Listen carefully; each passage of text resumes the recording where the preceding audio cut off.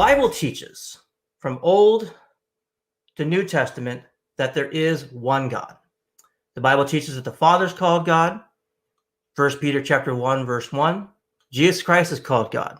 2 Peter chapter 1, verse 1. The Holy Spirit is called God in numerous places. Acts chapter 5, verse 3 and 4.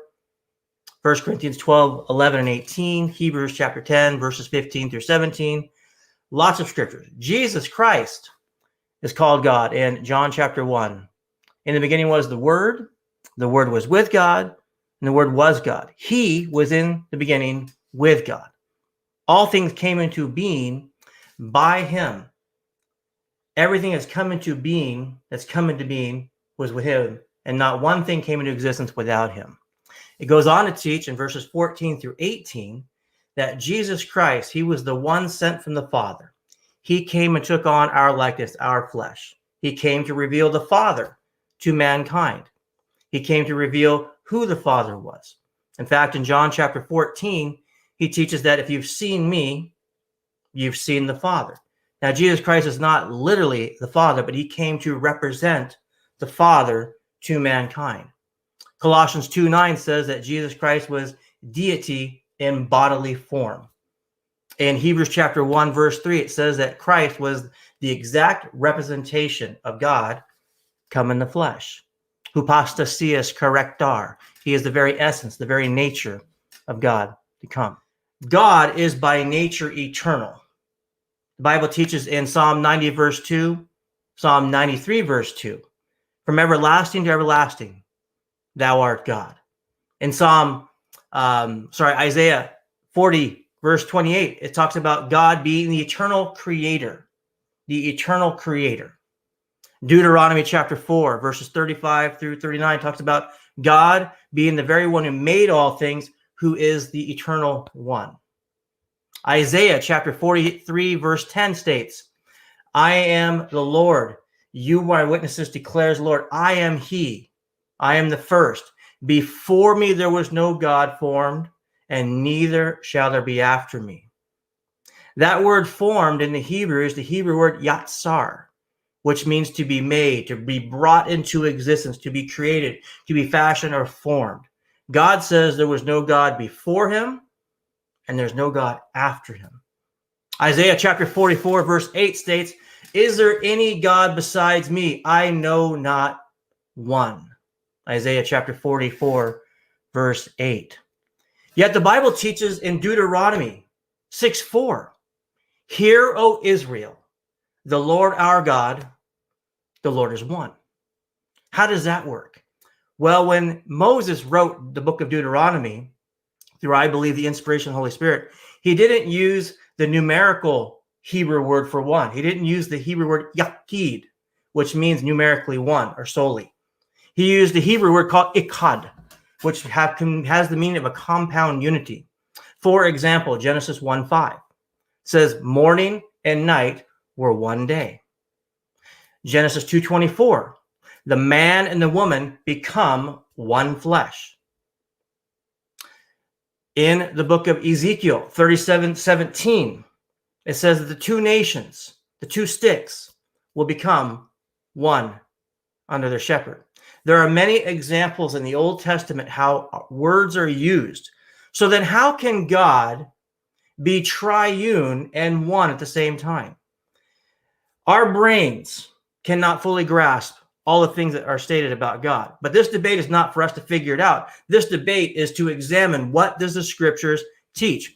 What does the Bible teach? Does the Bible teach that there is one eternal God from everlasting to everlasting? Thou art God.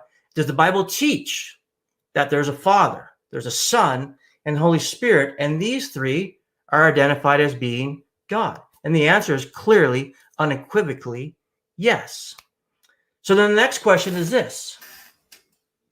What's this debate about? What's the differences between the God of Christianity, if you will, the triune God, the Trinity, the triunity, compared to the LDS Godhead? You see, LDS believe that the Father, the Son, and the Holy Spirit are distinct. They use the word separate from each other. Myself, as a born-again Christian, I believe that Jesus, the Father, and the Spirit are distinct from one another. But I do not believe they are three separate gods. I don't believe that God the Father was once a man who became a God, just like the Father he had before him, the Father he had before him. In fact, this is what really separates Christianity from Mormonism. See, in fact, Joseph Smith, the testimony of Joseph Smith is crucial, paramount to a Latter-day Saint, if you're a Latter-day Saint or Mormon. Because Joseph Smith, according to 1820 in his history, what's called his Joseph Smith testimony, he goes out in the woods and is praying to know which is the true church to join, which is the true sect to go to. He had a religious background. His family had religious upbringing. He wanted to know, and I think that's a sincere thing. I don't know whether what really took place is really genuine or not, but whatever took place, it was not of God. Because his testimony claims that God the Father and Jesus Christ appeared to him. And he was told to join none of them, that they were all wrong, that they all have an abomination. Their creeds are an abomination. Their professors teach the commandments of men. So Joseph Smith's testimony from the very start is, don't join any church. All their creeds, all their teachings are an abomination, commandments of men. They're all wrong. Well, what happened? Later on, he claims to be a modern-day prophet. Now, this is what's called the King Follett funeral discourse, where there's a few different things that are going on here. And if you're familiar with it, it's called The History of the Church, Volume 6. It can be easily accessed online. It's also referenced in many other sources that are considered official Mormon sources by the church. There's references in here as well from official publications from the Latter-day Saint Church.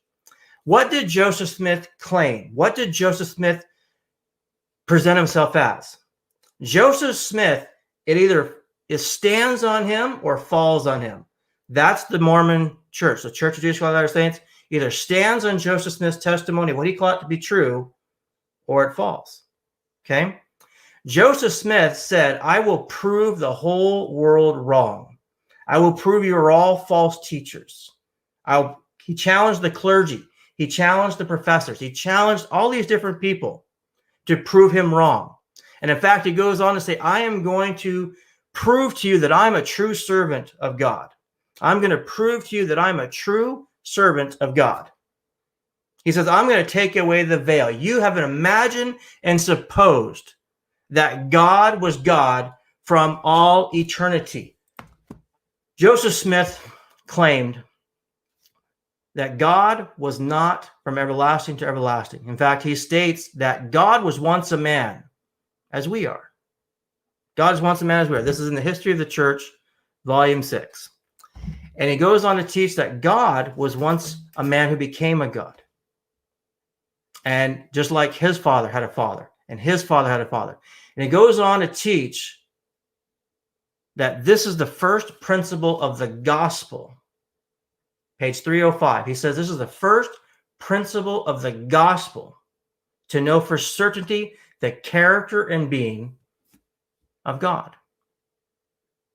This is an important point. This either proves that Joseph Smith is a true prophet of God or a false prophet. Joseph Smith goes on to say, in fact, actually in a way mocking Christians, saying, how can Christians believe that there's three in one? It's like a monster God. He's a gigantic monster God. In pages 474 through 476 of History of the Church.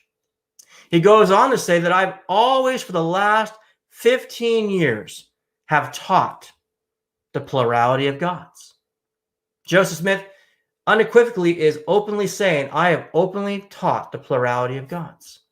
He goes on to say that the Father, the Son, and the Holy Spirit are three separate gods. Now, friends out there, if you are a Christian, you know without any hesitation, the Bible does not teach this. The Bible does not teach this. The Bible is very clear, as I've already given references, just some, that the God of the Bible is from everlasting to everlasting. He was never at any point not God. To become God means at some point you were not God. If he was once a man who first became a God, that means he wasn't God in the beginning. Jesus Christ was actually eternal. Before he came and took on flesh, he was in the eternal. He is the very creator of all things. John 1:3, Colossians 1:16 and 17, Hebrews chapter 1, verse 2.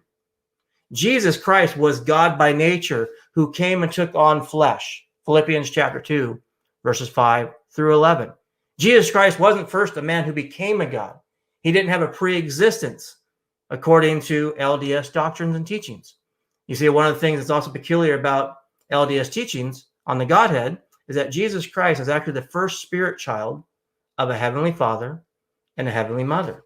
And in fact, we are all apparently spirit children of a pre-existence. That includes Satan as well. But that is not what the Bible teaches. The Bible teaches that Jesus Christ is eternal. He was God before he took on flesh. He's the very creator of all things.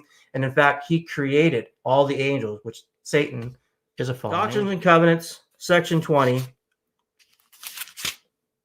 verse 17, or reference 17.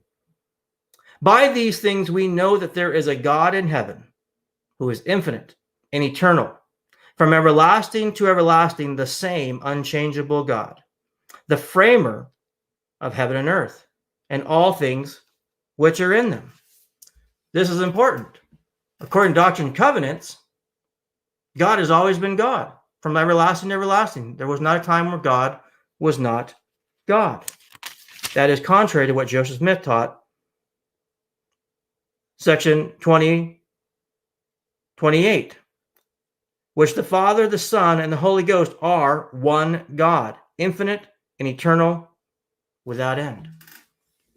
This is what Christians believe. The Christians believe that the Father, Son, and Holy Spirit are one God. There are references in the Doctrines and Covenants that affirm the doctrine of the Trinity or the triunity of God, or that God is eternal. There is nothing in Doctrine and Covenants that ever teaches that God was once a man who became a God. Mormon 9:9. For do we not read that God is the same yesterday, today, and forever, and in him there's no variance of shadow of changing? In Moroni 8:18. For I know that that God is not a partial God, neither a changeable being, but he is unchangeable from all eternity to all eternity. Again, these references contradict what Joseph Smith taught, that we've imagined and supposed that God was God from all eternity. He says, I will refute that idea. This is his claim. This is his challenge.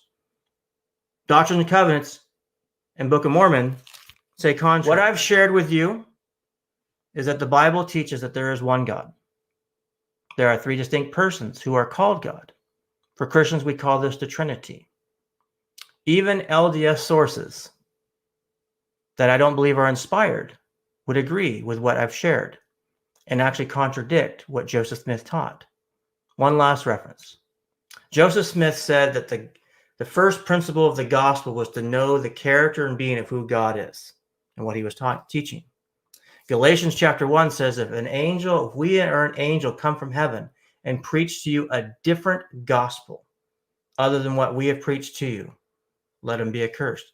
Paul felt so important about that. He says, if we or an angel, let me say it again, he says, if we or an angel from heaven come to you and preach a different gospel, let him be accursed. The teaching that Joseph Smith taught, that the first principle of the gospel was to know the character and being that God was once a man who became a God, is clearly and unequivocally a different gospel.